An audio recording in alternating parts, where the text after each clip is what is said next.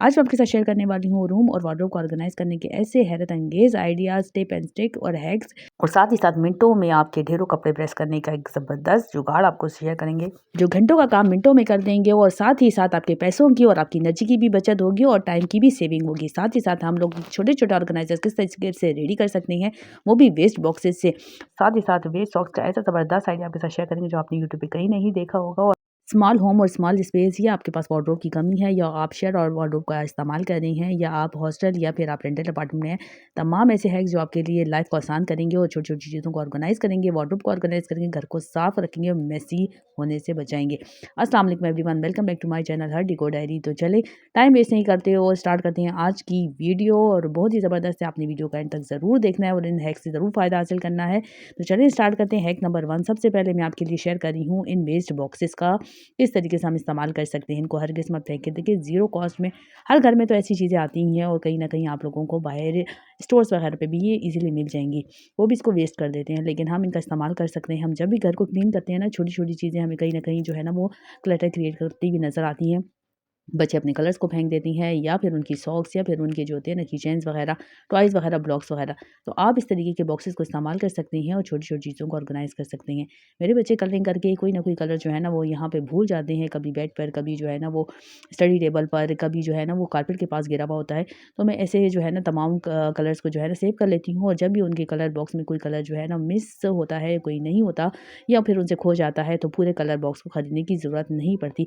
इस तरीके से आप देख सकते हैं कि इनका नया कलर बॉक्स, और इसके अंदर जो है ना कलर्स भी जो है ना वो उन्होंने मिसप्लेस कर दिया था, गिरा दिया था। तो अब देखिए, हर चीज़ को जो है ना फिल करने के लिए भी आसानी है। और दूसरा, बास टाइम पे हमारे कलर बॉक्स में पास कलर्स की कमी होती है। आजकल तो बहुत ही शेडिंग बच्चे जो है वो कर रहे हैं।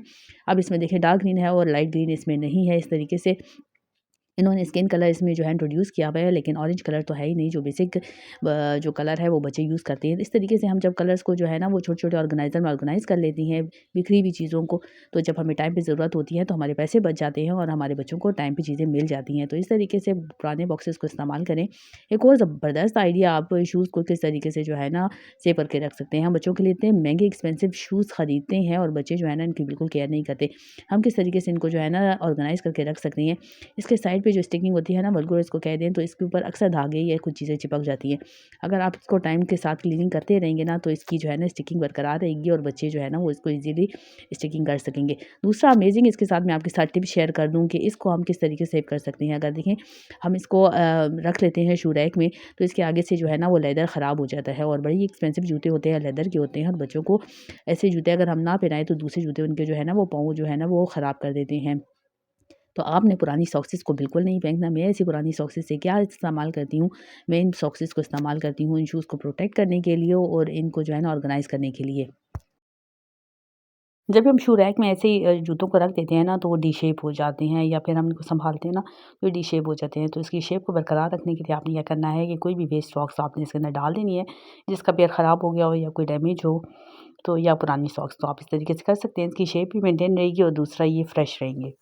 इस तरीके से आप अपने शूज़ को भी कर सकते हैं प्रोटेक्ट। और आते हैं नेक्स्ट आइडिया की तरफ। तो अगर आपके पास पेयर ऑफ सॉक्स जो है ना बड़ा लूज़ है, बड़े साइज़ का है और ख़राब है या पुराना है, तो आप इसको प्रोटेक्ट करने के लिए ना शूज़ के ऊपर इस तरीके से कवरिंग कर दें। अपने फैंसी शूज़ की होती हैं जिनके बीड सीक्वेंस वगैरह जो होते हैं ना वो बड़े नाज़ुक होते हैं, ख़राब हो जाते हैं।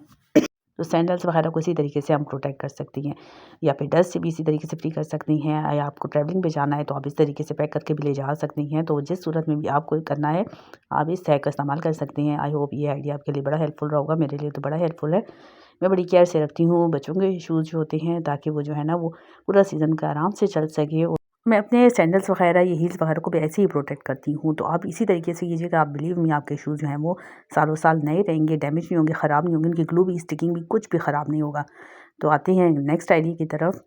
ये आइडिया भी हमारा क्लीनिंग को रिलेटेड है कि क्लीनिंग किस तरीके से कर सकते हैं। छोटी चीज़ों को मैं स्पेशली बता रही हूँ कि बच्चे बहुत ही ज़्यादा, मुझे जो है ना ये कलरिंग का तो बहुत मसला होता है। आपके साथ भी शेयर कर लेते हैं। हमारे पास अक्सर वेस्ट ग्लासेस होते हैं, कोई एक पेयर रह जाता है, या फिर कोई भी आपके पास टूटा हुआ ग्लास है, आपके पास ग्लास नहीं है, तो आप वेस्ट बॉटल का भी इस्तेमाल कर सकते हैं। ऊपर आपने जो है ना टॉप उसका पार्ट कट करना है, और इस तरीके से आप जो है ना कलर्स वगैरह चीज़ों को ऑर्गेनाइज़ करके उसको पेन स्टैंड के तौर पे इस्तेमाल करें। तो मैं इसी तरीके से कर लेती हूँ मोस्टली, और वो बच्चों को इतनी आसानी होती है ना, बस उनको जो कलर नहीं मिल रहा होता तो मेरे पास इसी तरीके से आती है।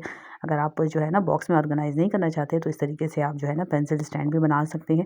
पेन स्टैंड बच्चों के बड़े ही हेल्पफुल रहेगा, बड़े ही उनके काम आएगा। तो आप भी इसी तरीके से कीजिए। उनकी ग्लासेस वगैरह हुआ या फिर हेयर ब्रशेज़ वगैरह को भी इसी तरीके से पुरानी ग्लासेस में ऑर्गेनाइज़ करके रख सकते हैं।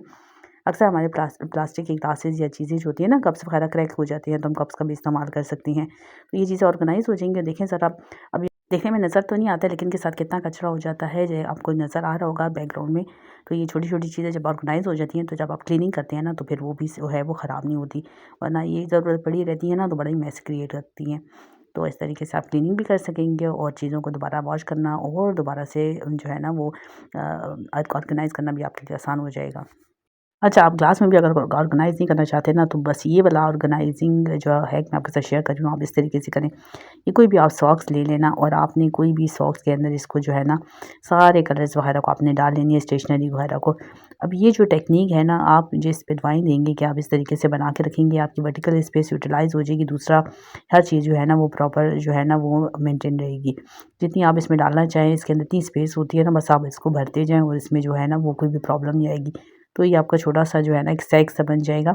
अब आपने इसको किस तरीके से करना है, सेफ्टी पिन के ज़रिए आप इसको कर सकते हैं ऑर्गेनाइज़। तो मैंने इसको फ़ोल्ड कर दिया एक्स्ट्रा पीसेस को, एक्स्ट्रा साइड्स को। आप इसी तरीके से जो है ना वो कर सकते हैं। बच्चों की अक्सर पुरानी स्कूल सॉक्स होती हैं या फिर उनकी कोई भी फैंसी सॉक्स होती हैं और जो छोटी भी हो जाती हैं बच्चों को, आप उनमें भी कर सकती हैं। तो आपने लगाना है एक सेफ्टी पिन और देखिए मैं आपको आज बताती हूँ। आप आएँ मेरे साथ, मैं आपको दिखाती हूँ कि किस तरीके से मैं इसको हैंगर पे जो है ना वो ऑर्गेनाइज़ कर लेती हूँ। और ये देखिए मल्टी फंक्शनल वाला ऑर्गेनाइज़र रेडी हो गया। आप चाहे जो 10-15 जितनी सॉक्सेस में आप जो है ना वो लगाना चाहें तो लगा सकती हैं। तो देखिए आराम से जो है ना सेफ्टी पिन इसमें अटैच हो गया और ये रिमूव भी नहीं होता। आप लाइन से लगाते जाओ और हैंगर को आप कहीं भी दरवाजे के पीछे या फिर आप जो है ना किचन में या कहीं भी आप इसको लगा सकती हैं, जहाँ आपके पास स्पेस हो। अलमारी की साइड पर लगाएँ, अलमारी के अंदर लगाएँ। आप इसमें सीज़र वगैरह, आप ग्लासेस वगैरह, बच्चों की जितनी भी चीज़ें होती हैं ना, छोटी-छोटी चीज़ें होती हैं जिनके लिए स्पेस नहीं होती है, तो ऐसी चीज़ों को ऑर्गेनाइज़ कर लें और फिर जब भी आपको वक़्त ज़रूरत हो तो आप इसमें जो है ना बच्चों के लिए निकाल सकते हैं, इस्तेमाल कर सकते हैं। कैसे लगा ये आइडिया? अच्छा लगा है तो लाइक, शेयर, सब्सक्राइब करना मत भूलें। आते हैं एक और आइडिया की तरफ। हर वीक कपड़ों का इतना मैस हो जाता है और साथ यूनिफ़ॉर्म का भी। ढेरों यूनिफ़ॉर्म हमारे इंतज़ार कर रहे होते हैं जिनको हमने हर सूरत जो है ना उस वीक ये प्रेस करना होता है। तो चलिए आज मैं आपके साथ एक ज़बरदस्त आइडिया शेयर करती हूँ ना कि आइंदा आप इसी तरीके से करेंगे। ढेरों यूनिफ़ॉर्म मिनटों में प्रेस करने का ज़बरदस्त आइडिया शेयर करूँगी ना कि आइंदा आपको कभी भी प्रॉब्लम नहीं होगी, बल्कि आप कहेंगे कि सबसे पहले तो हम यही वाला काम आसानी के साथ हल कर लें। तो आप देख सकते हैं कि पूरे वीक की जो है ना मैंने बच्चों की शलवारें कर दी हैं। मेरे बच्चों का साइज़ तकरीबन आगे पीछे एक ही जैसा है, तो इन बच्चों की मैंने जो है ना वो शलवारें सारी ऊपर नीचे रख दी हैं। अपने हस्बैंड की भी रख सकते हैं, अपने भी इसी तरीके सारे कपड़ों को प्रेस कर सकती हैं। साथ ही साथ आपने अरेंज करना है, एक इस तरह आपने जो है ना तमाम को लेयर्स में इस तरीके से बिछा देना है, जैसे मैं आपके साथ शेयर करी हूँ। लेयर बाय लेयर आपने टर्न करना है और आपने इसी तरीके से जो है ना अपनी प्रेस को उसके ऊपर जो है ना फेरते जाना है। बिलीव मी इतनी अच्छी प्रेसिंग होती है ना, और मैं सालों से इसी तरीके से कर रही हूँ। 3 साल तो तकरीबन मुझे हो ही गए हैं। मैं बच्चों के हमेशा कपड़े इसी तरीके से भी के इस्त्री कर लेती हूँ, घर के भी इसी तरीके से कर लेती हूँ, पैंट्स वगैरह को भी और उनकी शर्ट्स को भी इसी तरीके से लेयर बाय लेयर कर लेती हूँ। क्योंकि सर्दियों में तो वैसे भी वो ऊपर स्वेटर्स ही पहनते हैं, ब्लेजर्स ही होते हैं, तो उनके कॉलर्स को प्रेस करने के बाद शर्ट दामन के भी सारे दामन को इस तरीके से प्रेस कर लेती हूँ। देखिए देखते ही देखते जल्दी से हमारी एक साइड प्रेस हो गई। अब आपने टर्न करनी है साइड को और अब आपने दूसरी सारी साइड्स को इसी तरीके से प्रेस कर लेना है। तो दोनों साइड जो है ना वो आपकी जो है ना बच्चों के ट्राउजर्स की इस्त्री हो जाएंगी, शलवारों की इस्त्री हो जाएंगी। मिनटों में आपको पता नहीं चला। 10 सेट्स आपकी जो है ना इजीली जो है वो रेडी हो गई हैं। इसी तरह आप सारी चेक कर सकते हैं, सब बेहतरीन तरीके से हो गई हैं। कहीं किसी में कुछ नुक्स है तो आप दोबारा उसको थोड़ा सा एक हल्का हाथ दे सकते हैं। मेरा तो ये आज़मूदा तरीका है और मैं इसी तरीके से करती हूँ, मुझे बहुत ही आसानी हो जाती है। और आप देखिए मिनटों में मेरे सारे यूनिफ़ॉर्म जो हैं वो प्रेस हो गए हैं। वरना बिलीव मी 1 घंटा तो तकरीबन लगता ही था। लेकिन अब देखिए सैशेस को भी मैं सबको इसी तरीके से प्रेस कर लेती हूँ, शर्ट्स को भी कर लेती हूँ और एक ही साथ इस तरह कर लेती हूँ, हैंग कर लेती हूँ। एक ही पोज़ीशन में डाल के बीच में से इसको जो है वो मैं टर्न करती हूँ। इस तरीके से आपकी वार्डरोब बेहतरीन तरीके से ऑर्गेनाइज़ होगी अगर आप वार्डरोब को शेयर कर रही हैं और वर्टिकल स्पेस को आप अच्छे से यूटिलाइज़ कर सकती हैं। इस तरीके से ज़्यादा रिंकल्स नहीं आते। अगर आपने जो बच्चों को जो यूनिफ़ॉर्म है देना है तो बस एक आपने फ्रेश आपने हाथ लगाना है और उसके बाद जो है ना आपकी जो है ना वो यूनिफ़ॉर्म या ड्रेस जो है वो रेडी है। तो देखिए इस तरीके से हम जो थोड़ी सी स्पेस में ही ये बच्चों के जो है ना तमाम सेट्स जो है यूनिफ़ॉर्म के रेडी करके लगा सकती हैं। वार्डरोब को बेस्ट तरीके से ऑर्गेनाइज़ कर सकते हैं। इस तरह नीचे की साइड पर भी आप और चीज़ें ऑर्गेनाइज़ करके रख सकते हैं और आपके हैंगर्स भी कम लगेंगे और दूसरा आपकी तमाम चीज़ें ऑर्गेनाइज़ रहेंगी। डेली में जब मैं इसको निकालती हूँ और बच्चे पहनते हैं ना तो एक रिंकल भी नहीं होता और डेली बेसिस पर और उनके जो है ना वो नीटनेस में उनको जो है ना वो हाई स्कोर करती हैं। तो आप इसी तरीके से करें, बिलीव मी इस तरीके से नहीं होता।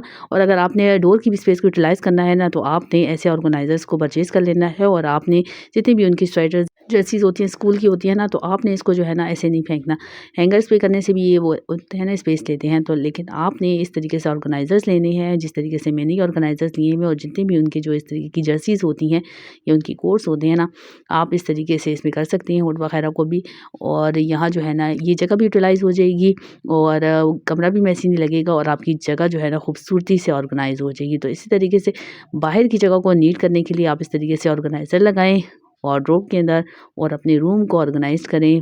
आपके पास अगर वार्डरोब में जगह नहीं है ना तो आप डोर की बैक साइड पे भी लगा सकती हैं वॉशरूम के या रूम के, तो जगह को आपको बेहतरीन तरीके से ऑर्गेनाइज़ कर सकते हैं। अब आते हैं बड़ा ही मेसी काम यानी कि सॉक्स को ऑर्गेनाइज़ करना। अब सर्दियाँ आई हैं, कमरा जगह उतनी ही है, स्पेस उतनी ही है, लेकिन अब सर्दियों का सामान इतना होता है, ड्रेसेस होती हैं, स्वेटर्स होते हैं, लेगिंग्स, ट्राउज़र सब इतना ज़्यादा होता है सामान, जगह वही होती है, हम कैसे उनको ऑर्गेनाइज़ करें? तो मैं आपके लिए एक ज़बरदस्त ऑर्गेनाइज़िंग हैक लेके आई हूँ। जो आपके पास खाली है ना, आपने क्या करना है उसमें लाइनिंग लगा लेनी है और इसकी जो आपको पॉलिश ख़राब नज़र आ रही है ना इस टेबल की, ये मैं पॉलिशिंग आपके साथ इंशाल्लाह ज़रूर शेयर करूँगी एक नई ट्रिक के साथ।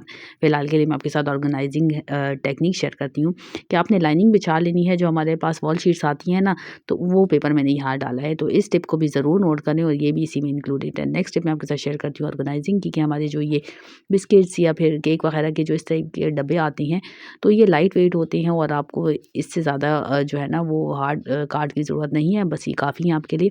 आपने इसका जो है ना वो फ्लिप पार्ट काट लेना है और आपने इसको अंदर की तरफ जो है ना वो टर्न करके इसमें ही बिछा लेना है।